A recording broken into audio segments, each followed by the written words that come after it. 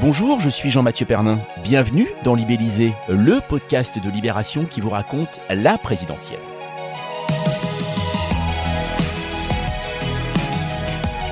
Le dénouement du premier tour approche, on vote le 10 avril et la campagne est rentrée dans sa phase la plus active. Affiches, meetings, temps de parole, les candidats sont partout tellement, d'ailleurs qu'on a parfois l'impression de vivre en colocation avec eux. Une fois tous les 5 ans, c'est raisonnable et ça ne vous déplaît pas non plus. On le voit avec le succès de notre précédent podcast. Vous avez été très nombreux à l'écouter, donc merci à vous. Et n'hésitez pas à nous laisser vos commentaires sur libellisé@libération.fr. Mais quelle est donc cette clameur au loin ?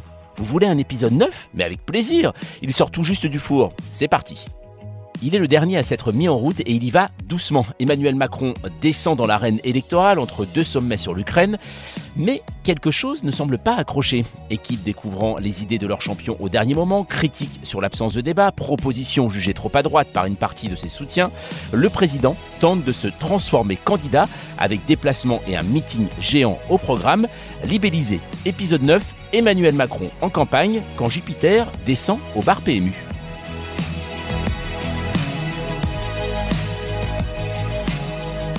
Alors on va en parler avec Laure Equi, salut. Bonjour. Et également avec Jean-Baptiste Daoulas, salut. Salut. Vous êtes tous les deux donc en charge de la majorité présidentielle à Libération et donc depuis peu en fait du président candidat. Laure, est-ce qu'on peut dire que Emmanuel Macron s'est mis à faire campagne ? Et oui, depuis peu de temps, dans la toute dernière ligne droite. Jusqu'ici, il faisait une campagne en pointillé tout en gérant ses dossiers présidentiels et de fait, le dossier ukrainien a pris énormément de place depuis le 3 mars et sa déclaration de candidature. Là, on a l'impression que Dijon est son premier déplacement de campagne. Jean-Baptiste, est-ce qu'il y a eu un changement quand même aujourd'hui ? Alors, donc on le voit, Emmanuel Macron doit faire campagne, puisque le premier tour, c'est le 10 avril. Est-ce qu'il y a quand même eu un changement dans la campagne d'Emmanuel Macron par rapport au plan initial ? Il y a eu un changement par rapport aux séquences qui avaient été déjà préécrites. Il y avait eu des repérages pour des grands meetings dans quelques villes. Il y avait une dizaine de villes où il y avait eu des repérages. Ça ne veut pas dire qu'il y aurait une dizaine de grands meetings, mais c'était quand même l'idée d'en faire quelques-uns. Il y avait ces formats un peu de grands débats, de conversations, questions-réponses avec les Français. L'idée, c'était d'en faire une douzaine. Pour l'instant, il n'en a fait que 2,5, on va dire. Il y a eu Poissy, il y a eu Pau, et puis dans une certaine mesure, il y a eu Dijon également. Donc tout ça, ça a été réécrit, réadapté. Et il y a une autre forme de réadaptation permanente de la campagne de Macron, c'est il est accusé de pas faire campagne, il est accusé de fuir la contradiction, et on a l'impression que dans les quelques journées de déplacement qu'il a fait depuis quelques semaines, chaque déplacement est une forme un peu de correction des critiques qui ont été adressées au déplacement précédent. À Poissy, il y a eu la critique, la révélation du fait que les questions avaient été transmises et classées déjà par le maire de Poissy, Carl Olive. À Pau, du coup, c'était des lecteurs de Sud-Ouest qui répondaient, donc ça veut dire que il n'y avait pas de filtre déjà préalable ou de questions déjà connues. Ensuite, on lui a reproché de ne pas faire campagne, de ne pas se mettre en danger. Et là, qu'est-ce qu'il fait à Dijon ? Eh bien, il fait vraiment le petit manuel du parfait candidat en campagne. Il répond au débeauté aux caméras, ce qu'il faisait plus tellement auparavant. Il se met en danger en parlant une douzaine de minutes à un mec qui l'alpague sur le pouvoir d'achat. Vraiment, c'est ce côté, je me planque pas, je vous montre bien, je surligne le fait que vraiment je suis en campagne, je suis un candidat normal qui ne se planque pas. Ça veut dire qu'il y a eu un moment, une tentation tout de même chez Emmanuel Macron ou ses équipes de ne pas faire campagne ? Il y a eu, je pense, la tentation de mettre la campagne en mode mineur, quoi, de dire il est accaparé par le dossier ukrainien et cet argument est indiscutable, au moins dans les premières semaines de la campagne, au plus fort de cette guerre. Et il y a eu sans doute cet effet drapeau spectaculaire. Toute la majorité a été assez soufflée sur le terrain par ce bondissement dans les sondages, alors qu'ils s'attendaient hors temps de guerre à Emmanuel Macron entre en campagne et mécaniquement, il baisse un peu dans les sondages. Et donc, du fait de la guerre et du fait de cet effet de cohésion autour du président, il y a eu plutôt l'effet inverse. Et là, il y a eu sans doute la volonté d'en jouer un peu. Et de, quelque part, de gérer cette avance comme une rente et de ne pas prendre de risques. et de jouer la sécurité. Là, je pense que le petit tassement qu'on observe, puisqu'il est à 27-28 dans le rolling IFOP qui suit les cotes au jour le jour, les incite quand même dans les 2 dernières semaines à marteler le programme et à se déplacer et à entrer au contact, quoi. Ce qui est sûr, c'est qu'il y a un truc un peu paradoxal, c'est que d'un côté, ils sont à 27-28 dans les sondages, ce qui est quand même censé leur apporter une forme de sérénité, et en même temps, il y a une véritable fébrilité qu'on ressent sur une éventuelle démobilisation des électeurs et sur le fait que ce score de 27-28, c'était pas le vrai score, que l'effet drapeau, qui leur a apporté 6-7 points d'un coup au moment de la guerre, il est peut-être pas si réel que ça, que les Français, vu qu'ils sont pas du tout intéressés à la campagne jusqu'ici, le moment où il va y avoir cette espèce de décongélation un peu express dans la dizaine de jours qui restent avant le premier tour, est-ce qu'il va pas y avoir de forts mouvements encore qui peuvent éventuellement se faire au détriment d'Emmanuel Macron?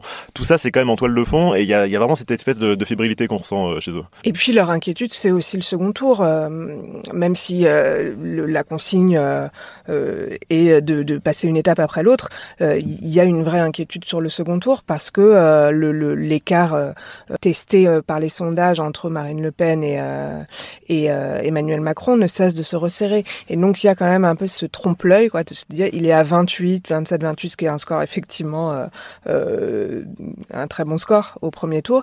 Il y a quand même cette petite crainte de la démobilisation au second tour. On a vu aussi, il y a des meetings Macron sans Macron, où il y a ses principaux lieutenants, exactement des doublures. Est-ce que ça ne déçoit pas le militant finalement ? Alors, pour avoir fait un des gros meetings entre guillemets de doublure, c'était à Nice. Il y avait l'ex-premier ministre Édouard Philippe, il y avait les 2 ministres les plus populaires du gouvernement, Olivier Véran et Roselyne Bachelot. Il y avait Christian Estrosi, le local de l'étape. C'est honnêtement un des meetings les plus désincarnés qui m'a été donné de voir depuis que je travaille. Ça fait une petite quinzaine d'années. C'était extrêmement étrange. On avait l'impression que tout le monde faisait le taf entre guillemets. Le côté, les ministres venaient vraiment parler 10 minutes montre en main, très très pressés de prendre le 20h45 pour Paris, l'avion pour rentrer le soir même. Il y a le côté, voilà, on nous demande de faire campagne, on fait campagne. La salle était assez endormie, assez atone. Ça a vraiment donné une impression extrêmement étrange. Mais finalement, à l'image de cette campagne aussi, d'une campagne où finalement on coche des cases, mais comme s'il y avait assez peu d'incarnation, comme s'il y avait pas beaucoup de chair en fait dans cette campagne Macron. On a l'impression qu'il y a un fonctionnement finalement assez opaque autour d'Emmanuel Macron parce que lorsqu'il a fait ses propositions, notamment sur le RSA, beaucoup finalement en off, on pouvait lire que beaucoup de gens dans la Macronie n'étaient pas au courant. Comment ça se passe ce fonctionnement de campagne ? Qui s'occupe en fait de la campagne d'Emmanuel Macron ? Alors ça, c'est une phrase qui revient souvent en Macronie, puis c'est souvent présenté comme quelque chose de super, de disruptif. Il déteste ses organigrammes de campagne, donc il en a pas fait. Et c'est vrai qu'ils donnent tous l'impression de s'en satisfaire énormément. Ça cache quand même une verticalité qui a été la manière dont il a exercé le pouvoir et qui est aujourd'hui la manière dont il fait campagne, de manière très très resserrée, en comité extrêmement restreint. On cite souvent 2 noms, celui d'Alexis Collère et de Clément Leonardozzi qui est son conseiller communication et presse. Et c'est vrai qu'on sent que ça commence à faire grincer parce que effectivement quand tout va bien, quand on sent que c'est huilé, rodé, ce fonctionnement, tout le monde s'en contente, fait mine de s'en satisfaire. Là, comme on sent qu'il y a quelques ratés, que ça flotte un peu, qu'il y a cet effet de correction dont parlait Jean-Baptiste, on commence à entendre des critiques. Ouais, des critiques sur le côté, en fait, il décide trop de choses en duo avec son secrétaire général Alexis Collère, donc ça veut dire qu'ils sont parfois un peu submergés, parfois un peu trop techno tous les deux, parfois éloignés des réalités des Français, des réalités politiques, donc ça c'est un truc qui infuse un petit peu. Et puis il y a aussi ce côté...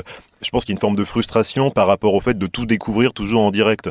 Quand ils ont sorti leur site avec vous, c'était une sorte de site de campagne qui avait été sorti un peu comme ça de manière surprise. Ça a aussi été une surprise pour les principaux soutiens de Macron, que ce soit Richard Ferrand, Stanislas Guérini, le patron du parti, Christophe Castaner, celui des députés. En fait, ils l'ont appris à peine la veille. Quand à Poissy, Emmanuel Macron fait une quinzaine d'annonces, comme par exemple la suppression de la redevance audiovisuelle, personne n'est au courant. En fait, à ce moment-là, au siège de campagne, il y a les principaux dirigeants qui sont en train de découvrir les mesures et de prendre des notes. C'est pour dire à quel point eux-mêmes ne sont pas dans les boucles et à quel point Emmanuel Macron a une façon de prendre ses décisions un peu comme ça, avec une forme d'improvisation, mais aussi un peu de maltraitance de ses principaux soutiens. Parce que c'est quand même eux qui sont chargés de faire le SAV de ça après. Souvent, quand on les interroge sur l'improvisation, d'ailleurs, ils répondent agilité, qui est une espèce de mot de secours dans la boîte à outils de la Macronie, en disant non, mais vous voyez, c'est l'agilité d'Emmanuel Macron, bien connu. Et tu parlais du RSA, c'était par exemple typiquement la mesure où donc lui la présente. Visiblement tout le monde n'est pas totalement au courant, en tout cas du détail de cette mesure et de la manière dont elle va fonctionner. Ça laisse plus de questions que de réponses. Et ensuite lui disparaît, revient à ses coups de fil internationaux, son agenda présidentiel. Et ce sont les responsables de la majorité, donc les doublures, qui sont chargés d'aller en plateau ou dans les émissions de radio expliquer comment ça fonctionne, et en général ça patine, quoi, parce que ils ont effectivement pas le détail. Donc là aussi on voit que cette verticalité crée aussi des dysfonctionnements, quoi. Et on voit beaucoup, tous les autres candidats s'appuient sur leur formation aussi pour faire campagne, pour avoir des relais locaux. Ça existe finalement la place de la République En Marche en tant que parti dans cette campagne, elle existe ou pas ? Ils ont quand même un réseau militant qui retrouve un peu quand même la couleur et qui vit peut-être aussi un peu dans la nostalgie de 2017 et de cette campagne formidable, enthousiasmante, pour beaucoup la première campagne dans laquelle il s'était engagé. Donc j'ai l'impression que sur le terrain, beaucoup retrouvent un peu cet esprit. Après, est-ce que ça suffit à animer une campagne présidentielle ? C'est sans doute un peu juste, quoi. Il y a un truc qu'ils aiment bien nous répéter, c'est sur le terrain, on voit que Zemmour et nous, comme si les autres partis étaient totalement inexistants. Et là, par exemple, le week-end dernier, ils se vantaient d'avoir organisé 1700 événements sur le territoire français, avec des fois des députés, des ministres, ces fameuses doublures qui viennent représenter Emmanuel Macron. Voilà, ils ont une espèce d'affirmation de leur présence territoriale. Le responsable de la majorité qui nous a parlé de ces 1700 événements nous a employé l'expression carpet bombing, et on s'est dit waouh. et c'est vrai que sur le terrain c'est sans doute super, et ça apporte sans doute de la fraîcheur et une présence, mais l'effet carpet bombing est sans doute un peu survendu, on dira. Un carpet bombing, qu'est-ce que ça veut dire ? C'est une métaphore qui est vraiment de bonne aloi, alors que l'Ukraine se fait bombarder par la Russie. Mais bon, c'est l'idée de tapis de bombe, c'est une expression très sarkozienne aussi. C'est ce côté, en fait, on va saturer l'espace. Bam, bam, bam, on va y aller sur beaucoup de présence. On va saturer l'espace, qu'il soit médiatique ou territorial. On va vous montrer que vous n'allez pas pouvoir sortir de chez vous, aller au marché sans avoir croisé un petit groupe de marcheurs qui va vous distribuer les tracts. Voilà, c'est cette idée que vous allez montrer qu'il y a une présence militante, territoriale extrêmement forte de la République En Marche sur le terrain. C'est vrai que là, ça donne vraiment l'impression d'être la campagne par défaut, et un peu en attendant Godot, quoi, puisque c'est comme les meetings sans le candidat, c'est un plan B, quoi. Est-ce qu'Emmanuel Macron est sensible à cette petite musique qui est montée à partir du moment où il a dit qu'il ne faisait pas de débat, pas de mandat ? Il y a une question autour de la mobilisation de l'électorat. En fait, on ne sait pas s'il joue à se faire peur ou pas avec cette question-là. Et certains disent qu'ils n'ont pas tellement peur de perdre face à Marine Le Pen, mais plutôt d'être mal élus. Mal élus dans le sens où il y aurait une assez faible participation au deuxième tour, et que quelque part, la légitimité des réformes que Emmanuel Macron voudrait mettre en place dans un second mandat, serait déjà fragilisée par une faible participation populaire. Donc, ils veulent montrer qu'ils veulent vraiment, qu'ils ont vraiment gagné, en fait. Emmanuel Macron, à un meeting à Nice, avait enregistré une vidéo de 3 minutes dans laquelle il dit allez m'aider à conquérir un véritable mandat. Donc pas quelque chose par défaut. Pourtant, on l'entend souvent, cette critique il ne descend pas dans l'arène médiatique. En gros, il ne veut pas débattre. On a vu certains candidats dire « Oh, c'est scandaleux, donc moi j'ai envie de débattre avec Emmanuel Macron ». Ça, c'est depuis le début, c'est réfléchi comme ça. C'est-à-dire qu'il s'est dit tout de suite « Je ne veux pas faire de débat ». Alors ça, c'était pas lié à la guerre en Ukraine. On l'a entendu bien avant, et certains dans la majorité ont estimé qu'on l'avait entendu un peu trop tôt. C'est devenu assez évident pour eux, en tout cas avec l'actualité, de dire c'est une lourde machine de caler un débat, ça, c'est injouable dans son agenda de caler ça, etc. Mais en réalité, c'est quelque chose qu'ils ont répété bien avant, enfin qu'ils avaient tranché bien avant l'invasion de l'Ukraine. Et c'est vrai que y a un effet d'accumulation, quoi. Pas de débat, peu de confrontation, voilà, peu d'interviews, peu de présence sur le terrain. Là, ça crée un effet d'accumulation. Et je pense que ce qui les inquiète, c'est qu'ils se sont rendus compte qu'une des seules choses qui ont imprimé dans la campagne, c'est l'idée que Macron voulait pas débattre. Il voulait pas du débat à 12. Il y en a certains qui nous disent, voilà, quand les gens nous font des remontées de terrain, ça c'est quelque chose, c'est un argument qui a porté, qui a imprimé dans l'esprit des Français. Donc c'est pour ça qu'Emmanuel Macron se montre aussi très au contact des citoyens, dit aussi qu'il débat notamment avec les journalistes, ce qui est assez hallucinant parce que c'est pas des débats, c'est pas des vrais débats en tout cas, mais il a, ne serait-ce que dans les termes employés, il y a cette idée que le président débat. Ça, ils ont une façon de vraiment insister là-dessus. On dit que Emmanuel Macron a un programme de droite. Comment réagit-il par rapport à ça ? C'est un autre gimmick de la Macronie, mais c'est le terme de droite. On part tout de suite dans un long laïus sur non, il n'y a plus de droite, il n'y a plus de gauche. Lui, à la conférence de presse, a répondu qu'il se fichait royalement, même présidentiellement, de savoir si ses propositions étaient de droite ou de gauche. De fait, on l'a vu à la conférence de presse où il a déroulé l'intégralité de son programme. Il y a une coloration de droite. C'est assez évident. Alors eux, à chaque fois, citent les petites mesures, enfin les mesures sociales qu'il y ajoute, qu'il y adosse. Mais c'est vrai que l'âge légal à la retraite, c'est un marqueur fort. Aujourd'hui, oui, il a dit d'ailleurs à Dijon que pour bien marcher, il fallait une jambe droite, une jambe gauche. C'est-à-dire qu'il reprend son bâton de pèlerin de 2017, Emmanuel Macron, malgré le fait qu'il a un bilan maintenant à défendre. Le fait est que il ne se renie pas. C'est le côté de la continuation de 2017, la jambe gauche, la jambe droite, mais c'est malgré tout extrêmement déséquilibré. Après, c'est aussi pour ça qu'il a tenu à se montrer aux côtés de François Rebsamen, qui est quand même une figure du Parti socialiste pendant son déplacement à Dijon, c'est de montrer que les socialistes et les sociodémocrates sont avec lui. C'est important de le montrer c'est important de le montrer aux Français, à défaut d'avoir forcément le programme qui le justifie derrière. Parce que comme le disait Laure, entre les, je crois, une quinzaine de milliards d'euros rendus soit aux ménages, soit aux entreprises sur les impôts, reculer l'âge légal à 65 ans, je parle même pas des droits de succession qui veut aussi alléger, enfin tout ça c'est des totems de droite. Et donc c'est pas du saupoudrage de donner quelques heures d'accompagnement pour l'autonomie des personnes âgées en plus chaque semaine ou de donner quelques centaines d'euros au plus aux mères célibataires qui va rééquilibrer ça, c'est plus du saupoudrage. On parle donc de cette campagne d'Emmanuel Macron et sur libellisé@libération.fr, on nous a posé pas mal de questions et notamment celle de Romain qui parle de l'actualité toute récente. Bonjour Romain, 40 ans, Paris. Je voulais savoir si l'affaire McKinsey, dont on parle beaucoup, peut avoir des conséquences pour Emmanuel Macron. Alors, est-ce qu'on peut dire que l'affaire McKinsey peut vraiment être embêtant pour Emmanuel Macron et surtout, est-ce que ça peut l'accompagner encore derrière en cas de réélection ? Alors, ce qui est sûr, c'est que ça les inquiète parce qu'on voit qu'il y a des éléments de langage à tous les étages pour dire qu'il n'y a absolument aucun problème. Emmanuel Macron lui-même a dit que s'il y avait un souci, ils avaient qu'à aller au pénal. Donc, sur le fond, ils affichent vraiment une forme de sérénité et de certitude. Le problème, c'est que ça réactive pas mal d'éléments qui sont pas bons pour Emmanuel Macron. Il y a le côté McKinsey, cabinet de conseil américain, ça réactive le président des riches, ça rappelle le banquier d'affaires, c'est un peu cet univers-là. Les gens qui ont lancé En Marche avec Emmanuel Macron, c'est la France des cabinets de conseil, c'est la France des CSP+, c'est la France des fonds d'investissement qui aussi aidaient parfois pour certains à lever des fonds pour sa campagne.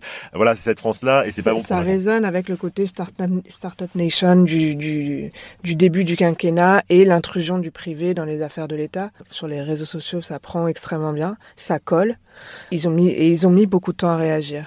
Et le problème de la réponse d'Emmanuel Macron, c'est qu'il répond sur un plan juridique, alors que l'affaire est en train d'être politique, quoi. Et donc, visiblement, ils tentent de corriger le tir, ils organisent un peu la riposte, les arguments, mais la réponse est tardive. Les critiques, les accusations, carrément même en illégitimité, sont récurrentes par rapport à Emmanuel Macron. On l'a même entendu de la part de Gérard Larcher, quand même président du Sénat, numéro 2 de l'État. Est-ce que ça c'est un risque pour Emmanuel Macron en cas de réélection derrière, de nouveau, de dire c'est un président illégitime? Alors cette contestation du scrutin, exprimée d'autant plus par Gérard Larcher, président du Sénat, elle a été extrêmement mal prise. Aussi parce que c'est Gérard Larcher, donc il a été vraiment visé comme institutionnellement, il y a quelque chose de peu responsable dans cette critique. Donc eux appuient là-dessus pour décrédibiliser la critique, mais ça rejoint ce que disait Jean-Baptiste tout à l'heure sur la peur d'être mal élu ou de ne pas être allé chercher ce véritable mandat. Voilà, la peur que cette élection, cette campagne un peu bizarroïde, cette élection débouche sur soit un troisième tour social, soit des contestations dans la rue, voilà, que ça ravive les braises mal éteintes de la crise des Gilets jaunes. Ouais, bien sûr, il y a cette crainte. Après, le terme d'illégitimité était très critiquable, quoi. Puis cette interrogation, elle est extrêmement révélatrice aussi d'un excès de confiance, parce que quand votre pire crainte, c'est d'être mal élu ou pas assez légitime, c'est qu'au fond, vous considérez que vous avez déjà gagné. Et c'est peut-être un peu le problème de cette campagne Macron, c'est qu'ils ont beau dire qu'il faut se mobiliser, qu'on a toujours peur de Marine Le Pen au deuxième tour, à la fois dans ce qu'ils disent et dans les non-dits, il y a quand même cette espèce de secret de polichinelle qu'ils pensent avoir gagné. Une dernière chose, plus personnelle, c'est comment de suivre une campagne d'un candidat qui n'a commencé qu'il y a que 2 semaines. Et est-ce que d'ailleurs c'est journalistiquement, c'est possible de suivre la campagne d'Emmanuel Macron comme il est président aussi? Comment ça s'organise? Le rapport de Macron et de ses conseillers à la presse est toujours aussi verrouillé qu'avant, on est toujours aussi maltraité entre guillemets collectivement qu'auparavant, on a toujours aussi peu d'informations qu'auparavant, il y a toujours aussi peu de conseillers qui nous parlent qu'auparavant, aussi peu d'élus qui ont une parole libre. Donc honnêtement, je vois pas forcément tellement de différence. Après, ce que ça change, c'est qu'il n'y a pas forcément autant d'événements qu'il aurait pu y avoir, on est peut-être prévenu encore un peu plus à l'arrache qu'auparavant, mais ce qu'on peut aussi comprendre du fait de l'agenda ukrainien, honnêtement, je vois assez peu de différence. C'est peut-être juste un peu frustrant de pas en faire plus. Ce qui est étonnant, c'est dans le service, on a vu nos collègues couvrir des campagnes très tôt, depuis cet été en fait. Ils sont sur des événements de campagne, des primaires, des déplacements, des meetings. Ils ont des agendas à 3 semaines, une visibilité sur 2-3 semaines. Nous, on ne sait pas s'il y a un déplacement le lendemain. Enfin, c'est vrai je pense que dans le service, ça peut créer un effet de décalage en tout cas. C'est un peu l'idée que la présidentielle, c'est un peu les Jeux Olympiques auxquels nous on se prépare pendant 5 ans, c'est notre grand moment, et j'ai eu l'impression d'avoir chopé le Covid juste avant, quoi. Ça nous a un peu retiré notre jouet, quoi. C'est la fin de ce 9e épisode de Libellisé. Merci Laure, merci Jean-Baptiste. Avant de se quitter, sachez que toute la semaine prochaine, Libellisé se fait quotidien avec chaque jour un focus sur une ou un candidat avec les journalistes qui l'ont suivi au plus près durant cette campagne. Ça ne se rate absolument pas. Alors un conseil, n'hésitez pas à vous abonner. Vous pouvez le faire sur Apple Podcast, Deezer ou Podcast Addict, et c'est la bonne façon de ne rater aucun épisode. Et puis surtout, n'hésitez pas à mettre 5 étoiles, on compte sur vous. Si vous voulez participer, on attend vos messages et notes vocales dans notre boîte mail libellisé@libération.fr. On se retrouve la semaine prochaine.